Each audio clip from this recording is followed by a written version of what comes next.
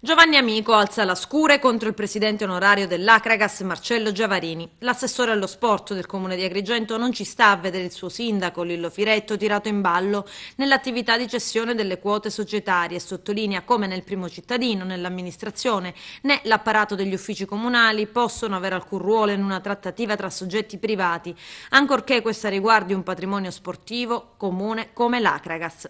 La questione della cessione delle quote societarie della società sportiva Acragas Città dei Templi SRL, ormai discussa a più riprese da oltre un anno, spiega Giovanni Amico, è certamente questione politicamente rilevante, ma per ciò che riguarda il comune di Agrigento non esclusivo riferimento alla comunità del progetto sportivo dell'Acragas e al rispetto degli impegni convenzionali tra la stessa Acragas e il comune di Agrigento. Marcello Giavarini, continua l'assessore, è un imprenditore di successo ed è il socio di maggioranza della società Acragas. Tocca a lui definire le condizioni commerciali di una cessione che è stata più volte dallo stesso annunciata.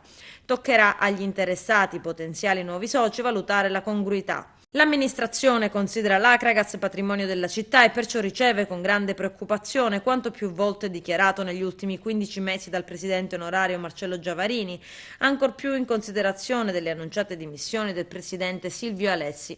La comunicazione mediatica delle condizioni economico-finanziarie della società, che da quanto appreso a mezzo stampa, seppur sane, pare non garantiscano la continuità del progetto sportivo. Tuttavia, conclude Amico, l'amministrazione non può assumersi ruoli che vanno oltre i confini istituzionali dell'ente.